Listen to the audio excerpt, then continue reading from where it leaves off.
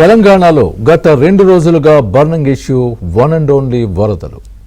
ఊరు ఏరు ఏకమైనట్లు ఆ 4 జిల్లాలు ఆగమైపోయాయి. ఇదే వరదల్లో లీడర్ల మాటలు రాజకీయ మంటల్ని రాజేశాయి. కాళేశ్వరం ప్రాజెక్టుపై కేసీఆర్ వర్సెస్ రేవంత్ మధ్య ఫేస్ టు ఫేస్ వార్ ఎప్పుడెప్పుడా అని ఇన్నాళ్లు ఎదురు చూసిన వారికి క్లారిటీ వచ్చేసింది. పొలిటికల్ పొగలు సెగలు కక్కే సమయం ఆసన్నమైపోయింది. నీ పెతాపమో నా పెతాపమో తేల్చుకునేందుకు శాసనసభలో జస్టిస్ ఘోష్ కమిటీ నివేదికపై ఈ నెల 30న డిబేట్ కోసం ముహూర్తం ఫిక్స్ అయింది. కమిషన్ ఇచ్చిన 665 పేజీల నివేదికపై అధికార విపక్షాల యుద్ధం ఎలా ఉండబోతోందో ఇవాళ ట్రైలర్ చూపించారు ముఖ్యమంత్రి రేవంత్ రెడ్డి.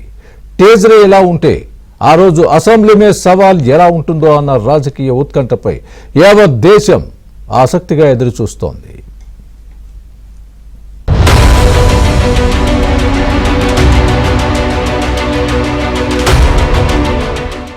తెలంగాణలో ఎటు చూసినా వరద సీన్లే.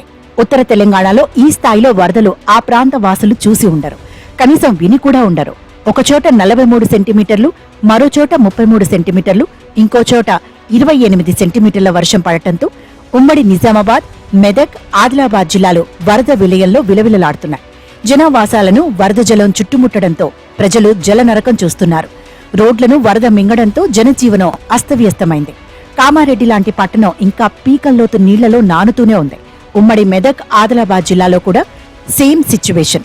కనుచూపు మేరలో వస్తున్న వరదను ఒడిసి పట్టుకునేలా మన ప్రాజెక్టులు డిజైన్ చేయలేదా అంటే అవుననే సమాధానం వస్తోంది.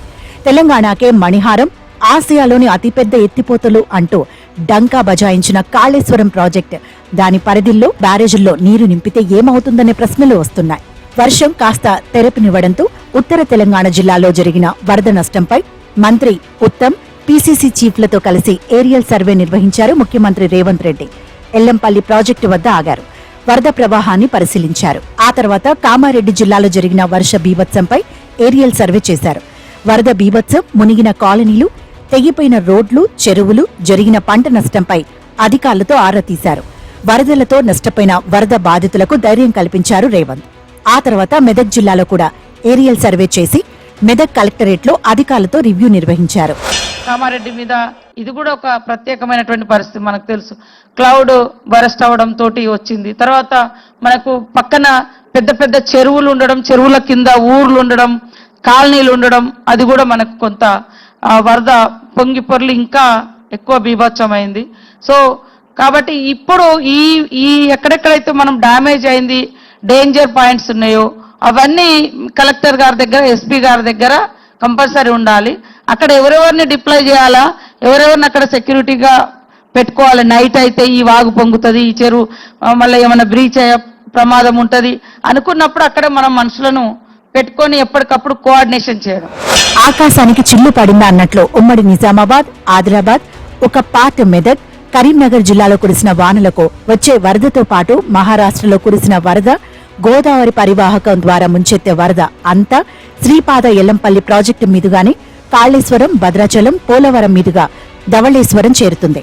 దశాబ్దాల క్రితం కట్టిన ప్రాజెక్టు కాబట్టే ఎల్లంపల్లి ఇంతటి వరదను కూడా తట్టుకొని నిలబడింది. గోదావరి జలాలకు ఎల్లంపల్లి ప్రాజెక్టు గుండెకాయ లాంటిదన్నారు సీఎం రేవంత్.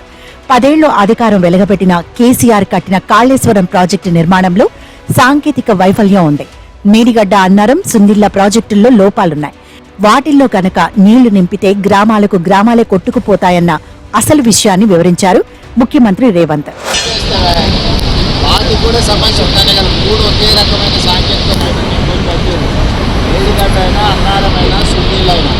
వాళ్ళు ఏంటంటే అతిథులతో మామ అల్లుడు ఏమనుకుంటారంటే ఒక ఆయన స్వాతంత్రం అనుకుంటారు, ఇంకొక ఆయన ఆడుకుంటాం అనుకుంటారు.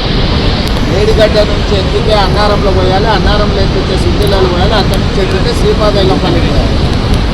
ఒకే రకమైన సాంకేతిక నైపుణ్యంతో ఉన్నది. అన్నిటికీ దాంట్లో ఉన్న సమస్య ఒకే రకమైన సమస్య.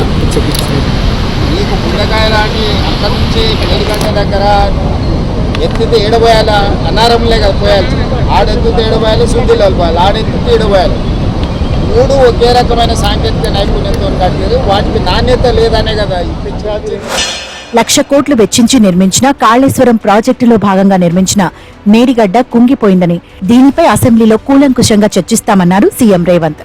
ఘోష్ నివేదికపై శాసనసభలో చర్చకు పెట్టామని, మామ కేసీఆర్, అల్లుడు హరీష్ రావు ఎన్ని కుట్రలు చేసినా వారు చేసిన పాపాలు పోవన్నారు ముఖ్యమంత్రి. అన్నారం, సుందీళ్లలో నీరు నిల్వ చేయొచ్చు కదా అన్న మీడియా ప్రశ్నలకు ప్రాస డైలాగులతో మామ అల్లులకు పొలిటికల్ పంచిచ్చారు రేవంత్. చూడలే సాంకేతిక నిపుణులు ఏమంటున్నారంటే ఇది వైఫల్యం చెందిన సాంకేతిక నైపుణ్యము, డిజైన్లో లోపం ఉంది, నిర్మాణంలో లోపం ఉంది, నిర్వహణలో లోపం ఉంది. 3 రకాల లోపాలు ఉన్నదాంట్లో హరీష్ రావు లేకపోతే తారక రామారావు కోరుకున్నాడని ఎత్తేదన్న మోసిందనుకో, అది కూలిందనుకో, ఇట్లా చాలా గ్రామాల్లో కూర్చిపెట్టకపోతుంది. అసెంబ్లీలో కాళేశ్వరం రిపోర్టు పెట్టడానికంటే ముందే తమకు రిపోర్ట్ ఇవ్వాలని అసెంబ్లీ సెక్రటరీ నరసింహాచార్యులను కోరారు బీఆర్ఎస్ కు చెందిన 3 ఎమ్మెల్యేలు. రిపోర్టుపై సభలో చర్చించేందుకు తమకు తగిన సమయం ఇవ్వాలని ప్రశాంత్ రెడ్డి, సుధీర్ రెడ్డి, వివేకానంద గౌడ్ కోరారు. అటు సీఎం రేవంత్ తీరుపై విమర్శలు గుప్పించారు బీఆర్ఎస్ వర్కింగ్ ప్రెసిడెంట్ కేటీఆర్. రాష్ట్రంలో వరదలు ముంచెత్తుతుంటే ముఖ్యమంత్రి మూసీ సుందరీకరణపై, ఒలింపిక్ నిర్వహణపై సమీక్షలు ఏంటని ప్రశ్నించారు. వరద నష్టం ఎలా తగ్గించాలి, ప్రజలకు కావాల్సిన అవసరాలపై దృష్టి పెట్టేలా అధికారులతో సీఎం ఎందుకు రివ్యూ చేయలేదని తప్పుపట్టారు కేటీఆర్. ముఖ్యమంత్రి రేవంత్ రెడ్డి, కేటీఆర్ల విమర్శలు ఇలా ఉంటే వరదల పరామర్శలో ఓ ఆసక్తికర సన్నివేశం తళుక్కుమంది. ఒకరి పేరెత్తితే మరొకరు కసుబుస్తులాడుకునే కేంద్ర మంత్రి బండి సంజయ్, కేటీఆర్ ఎదురెదురు పడితే ఎలా ఉంటుందో ఊహించుకోవడానికే వామ్మో అనిపిస్తుంది. అలాంటిది నిజంగానే ఆ ఇద్దరు కలిస్తే ఎట్టా ఉంటుందంటే ఇదిగో ఇట్టా ఉంటది.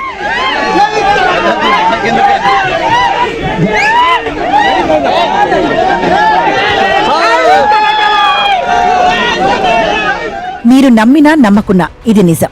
బండి సంజయ్, కేటీఆర్ మధ్య అబ్బో ఏం ఆలింగనాలు, చెబులో ఏం గుసగుసలు. ఎవరు ఎవరికి మర్యాద ఇచ్చారు, ఎవరు ఇవ్వలేదు అడక్కండి. సీన్ అంతా చూశారుగా, మీరే జడ్జి చేసుకోండి.